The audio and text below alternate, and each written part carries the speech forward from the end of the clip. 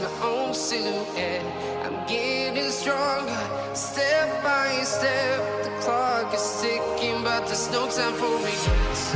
I've been flying from town to town, from London to Taiwan. I've been all around the globe trying to protect your soul. We are heroes tonight. We will fly above the sky. We are heroes tonight. Yeah. We are heroes tonight. We will fly above the sky. We are heroes tonight.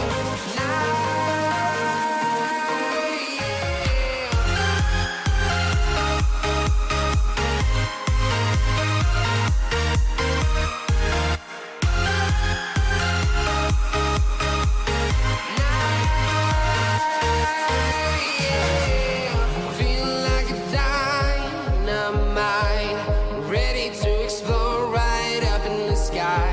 I need you to listen, I need you to hear, and don't show any fear. I've been flying from town to town, from London to Taiwan. I've been all around the globe trying to protect your soul. We are heroes tonight. We will fly above the sky. We are heroes tonight. Yeah. We are heroes tonight. We will fly above the sky. We are heroes tonight.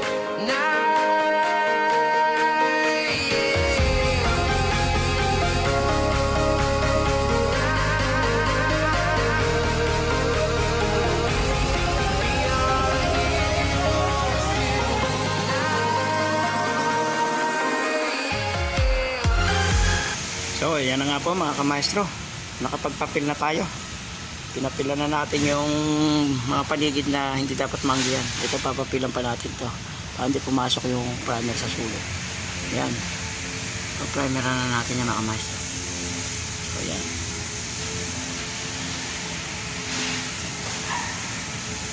So, yan. Tara, papilan na natin yan mga kamaestro. Ay, papilan.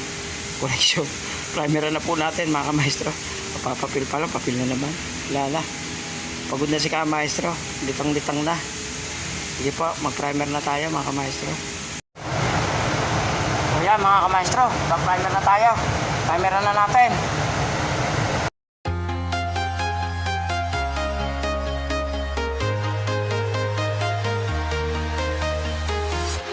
I'm walking alone, the streets are empty. The only thing I can see is my own silhouette. I'm getting stronger, step by step. The clock is ticking, but there's no time for regrets. I've been flying from town to town, from London to Taiwan.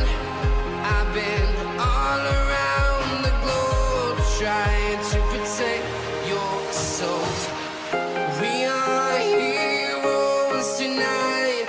We will fly above the sky. We are heroes tonight.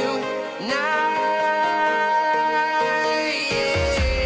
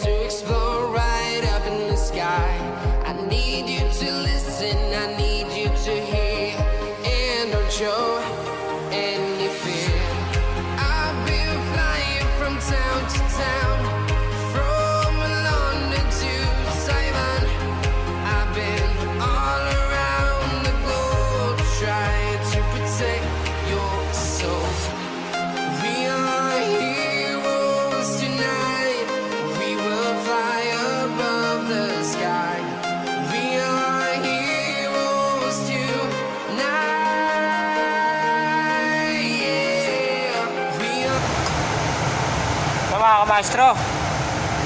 Nakatatlong patong na tayo ng primer. Okay na yun mga kamaestro. Yun ang tamang ano nun. Para medyo makapal. Pag nilihan natin, may matitira pa siyang dalawa. So susunod natin ngayon, sprayan natin ang guide coat para makasiguro tayo na yung trabaho natin ay maayos. Sprayan muna natin ang guide coat mga kamaestro.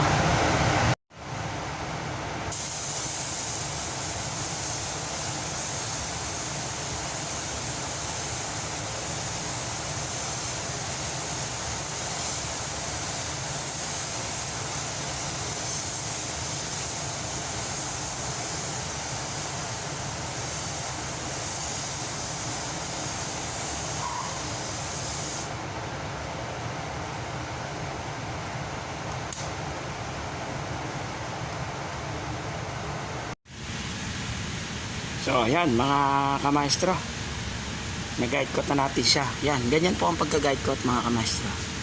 Paambol lang, hindi nyo kailangan i-solid.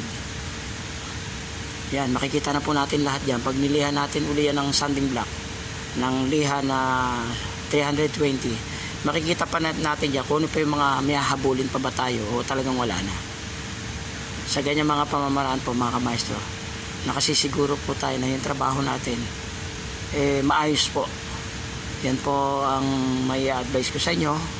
Mapa-preparasyon ng masilya o pag-guide o pagpa-primer, mag-guide coat po tayo. Makikita niyo po kung kayo po mismo, kayo na rin makapagsasabi sa sarili niyo kung okay ba yung ina-advise si Kamaestro, o okay ba yung pamamaraan ni Kamaestro na gawin o sundin. Try niyo po sa inyong mga ginagawang mga sasakyan. Subukan po ninyo. Lalo't malaparan po yung minamasilyahan, lalo sa mga parting hood, bubong, yung mga pinto na malalapat. Masubukan po ninyo, try po ninyo mga kamaestro, at makikita ninyo kayo mismo sa sarili ninyo ay maobserbahan nyo na talaga palang mahusay o maganda yung mga ganong pamamaraan. Yan lang po ay may babahagi ko sa inyo mga kamaestro. Bukas po ay ating liliyahin yan, sapagkat ngayon po ay hapon na rito, mga alas 4 na po ng hapon. Bukas na po natin ang umaga kung simulan nyo mga kamaestro.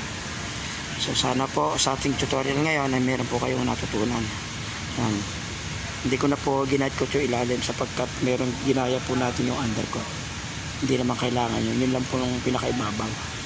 So yan, kung inyo pong naibigan yung ating mga video tutorial mga kamaestro, sa mga bago po na naligaw o napadaan lang sa ating channel, ay paki-subscribe naman po kung inyo pong nagustuhan. Kung kayo po ay may natutunan, pa-subscribe naman po at palike na rin po, saka mag-comment po kayo kung meron kayong mga katanungan. Handa pong sagutin ang inyong lingkod Kamaestro ang inyong mga itatanong, at kung kaya nating sagutin, ito yung ating dagli ang sasagutin. So, sige po mga Kamaestro, hanggang sa muli po. Maraming salamat po sa inyong lahat. So yan mga Kamaestro, patanggal muna natin yung goma sa aking laterong number 1. What is your name, my friend? What is your name? Ismail. Ha? Ismail. Ismail. Ismail. Very nice name, ha? Very handsome. Tatanggal mo natin yung goma kasi ang kaganda nito mga kamaestro, hindi tayo maghihirap na magmamagic. Talagang magbe-blending na tayo ng buo. Yung sticker na yan ay tatanggalin na natin. Yung sticker na yan sa baba na yan, alisin na natin yan. Ang kagandahan dyan, dumating yung sticker kahapon at i-blending na natin siya. Diba ang sabi ko sa inyo sa nauna nating video ay magpa-fine line tayo dyan, maglalagay tayo ng fine line tape para gagayain natin, mamagicin natin. Tsaka ito. Pero hindi, ang mangyari ngayon, tatanggalin na natin yan kasi dumating yung sticker, pinapapalitan na nung may-ari. So yun ang kagandahan ngayon doon. Yung trabaho natin medyo gagaang, hindi na tayo magmamagic. Medyo mababawasan yung technique na mapupulot nyo kay Kamaestro. Paano tayo magmamagic nang merong sticker na ganyan. Di ba marami po namang mga pagkakataon mga Kamaestro na tayo ay makaka-encounter na mga ganyan may sticker na gagawan lang natin ng paraan kung paano hindi mahalata na nag-blending tayo sa ganun mga portion na may sticker. Dahil dumating yung sticker kahapon, medyo nabuwasan yung ating trabaho. Ang gagawin ko na lang ay ihitargan ko yung sticker na yan para matanggal siya. Manariwa siya ulit para matanggal yung ayos. Kasi biblending na natin siya ng buo kasama ng pintura to. Yan. Saka gumapang kasi malalim niya rito mga kamaestro, medyo lumaki yung trabaho natin. May dimedin siya na manipis na malalim. Hindi po pwedeng hindi natin mamasilyahan yun eh. Nagpa-primeran. So kaya mangyayari, talaga magbe-blending na rin tayo dito sa fender at sa kabilang pinto nga na yun na may sticker. Kaya pinatatanggal natin yung goma na yun para hindi mahalata na nag-blending tayo. Ganun lang po ang mga pamamaraan. Maski sa mga kasa, ganun po din. So, nag-ibig po tayo mga kamaestro.